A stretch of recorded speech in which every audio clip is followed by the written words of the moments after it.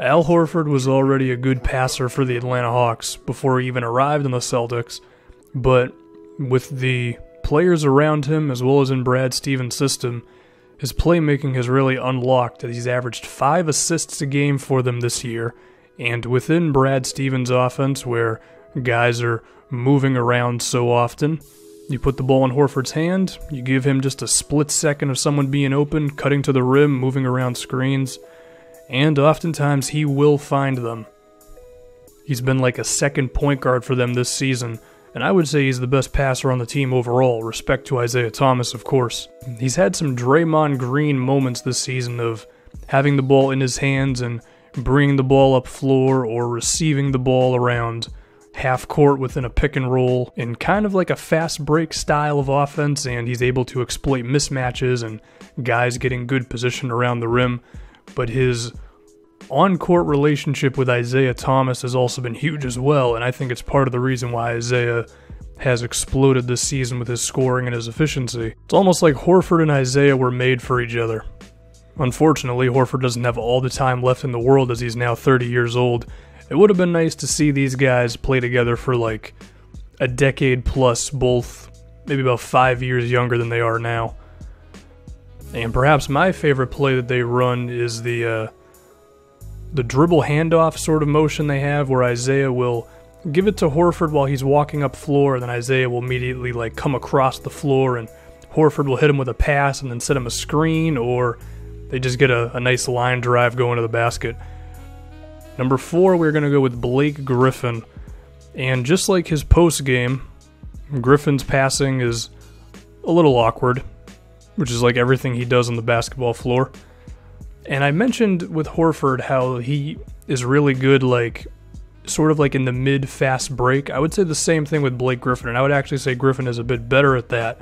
But the interesting thing with Blake is he can create his own offense a bit more than Horford can, in the sense of he could potentially beat a guy off the dribble, or he could get by him with a post move, and then the help defense comes, and then you have to react to it, and then he can hit someone for an open shot.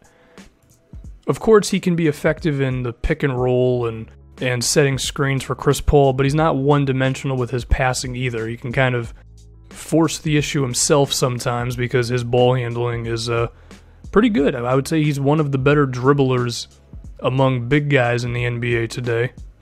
But he can also be pretty damn effective out of the high post, where I wish they would run this more often, where they'd put him at the elbow and then they would have action moving around that. I do enjoy his alley-oops to DeAndre Jordan. Sometimes it's not fair having a power forward who can make a pass from around 15 feet, which opens up the paint, which allows someone like a DeAndre to finish right around the rim. They do have a nice dynamic going there. I do wish Doc Rivers would run these sorts of plays more often. Not to say that he doesn't, but I do think he's leaving a bit on the table when it comes to Blake Griffin's passing abilities. But Blake's damn good, and the only reason he's not higher on this thing is because I feel that the number 3 guy, his playmaking has been more consistent in the playoffs, whereas Blake's was a little down this season.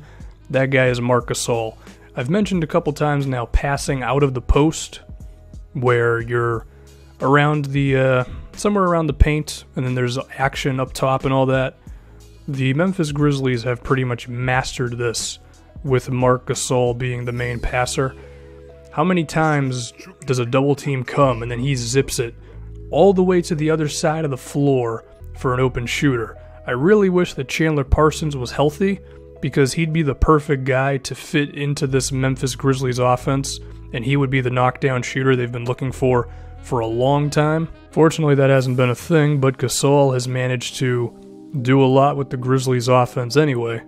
And you can never bring a double team on him, because he's just so damn good at knowing what the right play is. I mean, even if he doesn't get an assist when you double team him, his ability to just like get it to one guy who then can eventually lead to the open man getting a shot.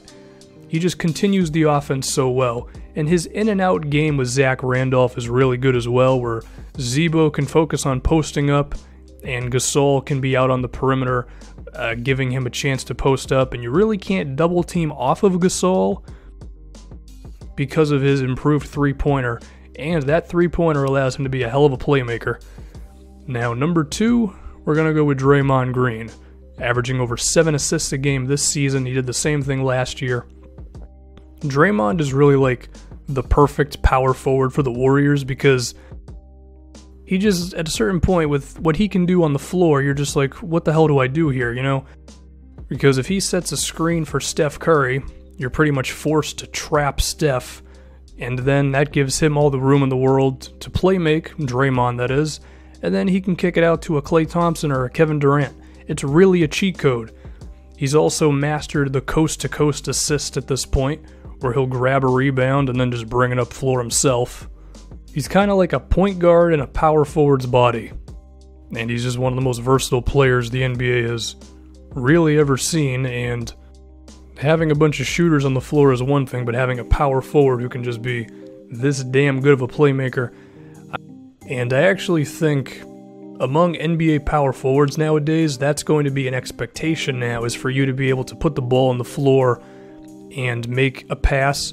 I don't think anyone's expecting you to be as good as Draymond Green, but when we see the value of what he can do, especially with shooters around him, I really believe that we're going to start looking for power forwards to do that sort of a thing. We see it now sometimes. Paul Millsap, I mentioned Blake Griffin before. I think someone like an Aaron Gordon is going to be taught to do that as he gets older in the NBA. And we can also appreciate his partnership with JaVale McGee when it comes to alley-oops. I'm pretty sure we're all happy with JaVale McGee getting 1 million alley-oops a game. And now, number 1, that's Nikola Jokic. Now, Jokic may have not averaged as many assists as Draymond this season, but he's still pretty damn young, and I'm projecting a little bit to say that I think he's going to be averaging like 7+ assists for the majority of his career. I mean, the crazy thing is, the Nuggets were one of the best offensive teams in the league once Jokic started getting his real minutes. I would say the last like 2 months of the season. And I would say as long as he has some decent shooting around him, he's probably going to make you a top 10 offense in the NBA. With some of the young guys they have in Jamal Murray, who seems like he can be a hell of a shooter, Gary Harris, who's good from there as well, I think the Nuggets are shaping up to be something pretty effective, at least on that side of the floor. But you also gotta love the style in which Jokic does it. I mean, how many times does he have like behind the head passes?